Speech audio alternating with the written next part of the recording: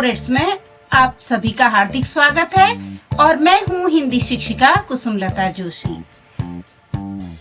आज का विषय है समास। समास की श्रृंखला में हम तत्पुरुष समास सीखेंगे। सबसे पहले समास का अर्थ जानते हैं। समास का अर्थ है संक्षिप्त करने की विधि या तरीका।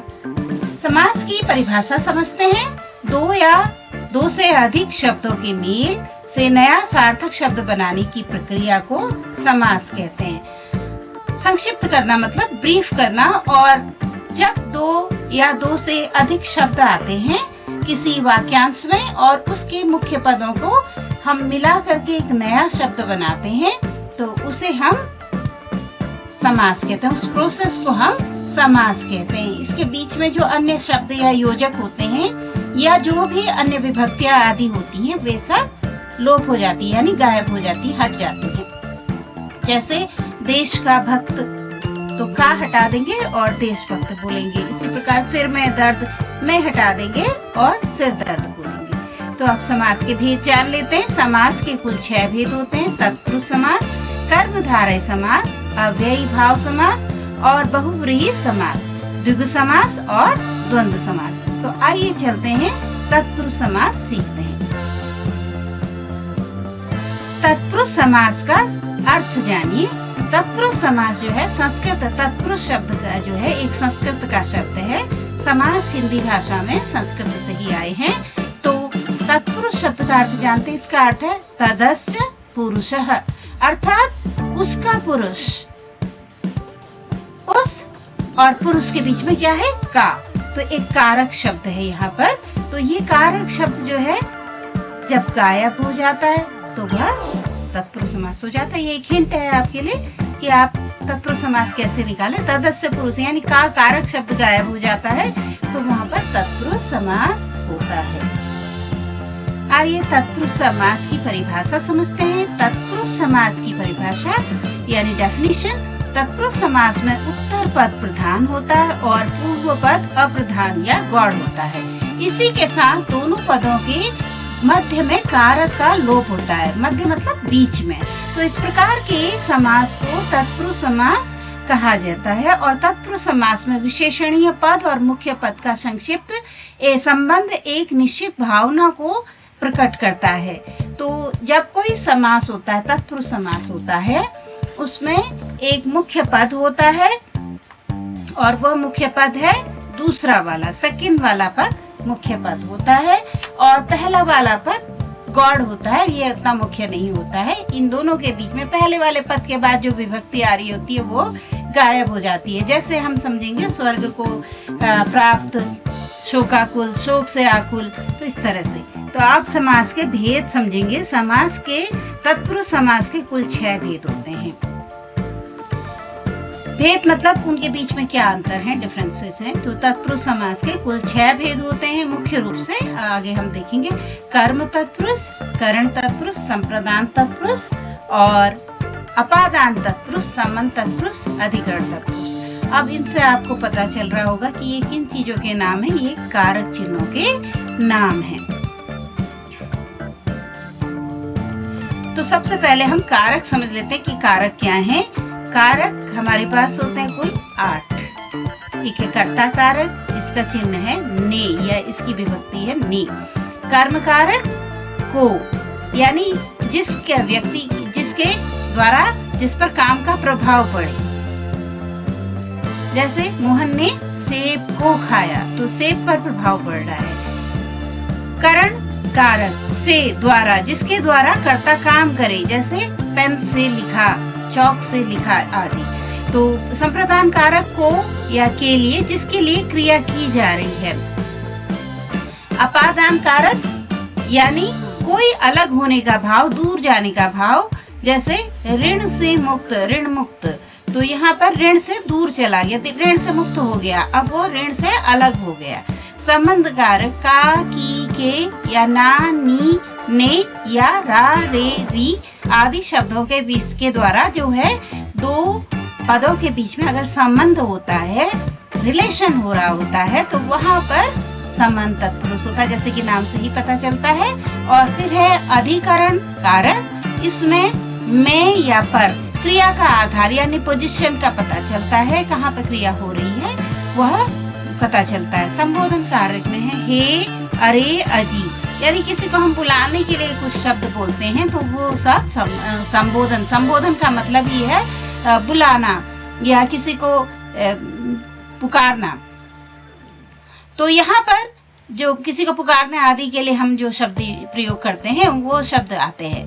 तो इसमें से आप पहला वाला कर्ता कारक हटा दीजिए, ये हमारे समास में नहीं है, और अंत वाला संबोधन कारक हमारे समास में नहीं आएगा। तो कुल कितने बचे? 6। 1 2 3 4 5 6। तो 6 कारक हमारे पास है जिनका हम प्रयोग समास में करते हैं, तत्पुरुष समास में। और उन्हीं के नाम से जैसे जैसे कारक हैं वैसे वैसे उनके समास के नाम आ जाएंगे, तत्पुरुष समास के। आइए तत्पुरुष समास के भेद के बारे में समझते हैं। तो सबसे पहले है हमारा, क्योंकि कर्ता तत्पुरुष तो हट गया तो कर्म तत्पुरुष समास आ गया।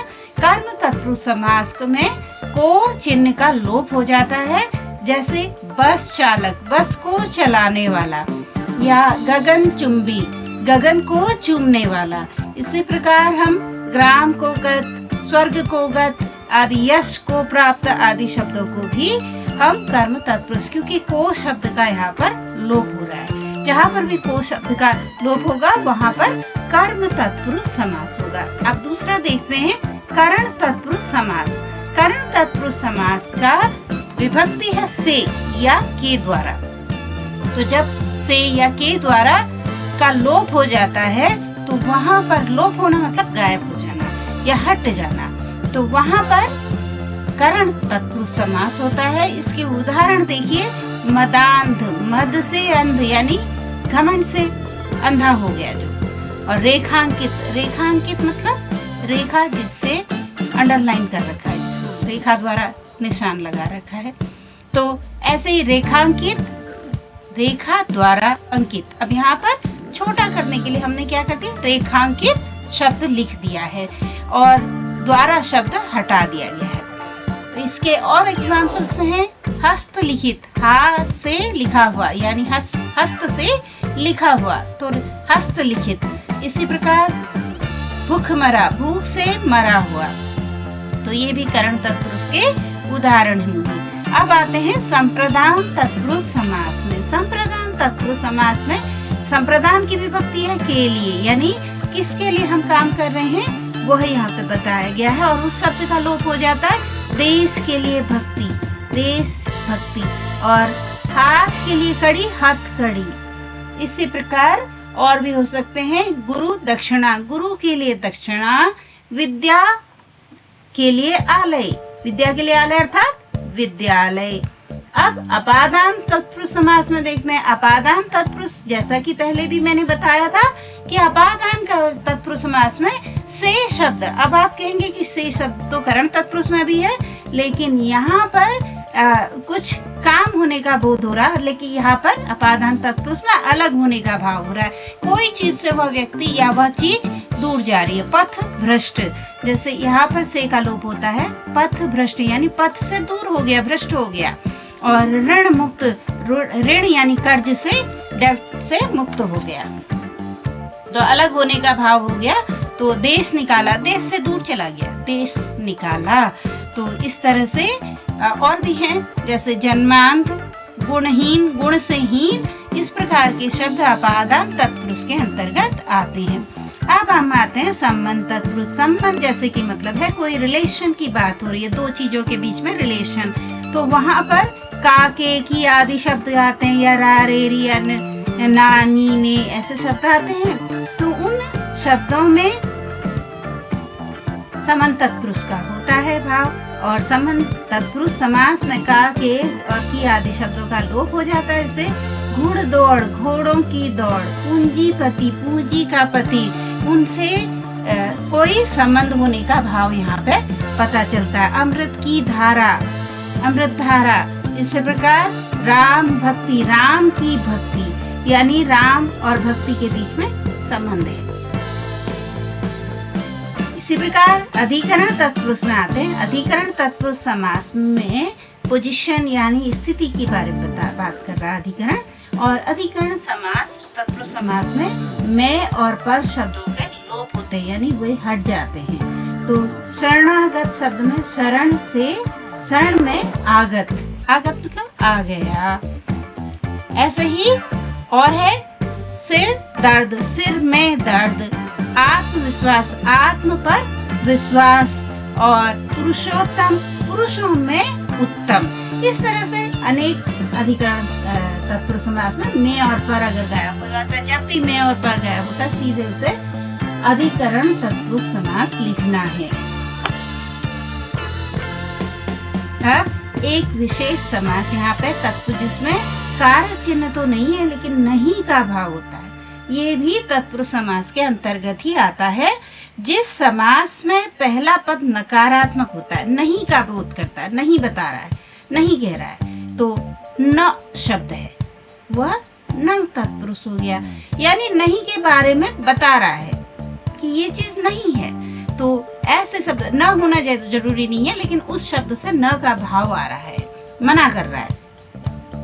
तो पहला शब्द नकारात्मक या निषेधात्मक हो उसे नंग तत्पुरुष कहते हैं। अर्थात किसी नंग शब्द का दूसरे शब्द के साथ समास होता है तो वह नंग समास कहलाता है। जैसे अन्याय, इसका अर्थ हो गया, अगर इसका हम विग्रह करेंगे, न न्याय, अमर, न मर, अतिथि, न तिथि। तिथि का मतलब है डेट, जिसमें जो हमें बिना तिथि बताए डेट बताए आ जाए वो हमारा अतिथि है। अतिथि मतलब गेस्ट, ये तो आपने पता ही होगा, लेकिन इसका विग्रह करते हैं न तिथि, जो तिथि बता के ना आए वह अतिथि है।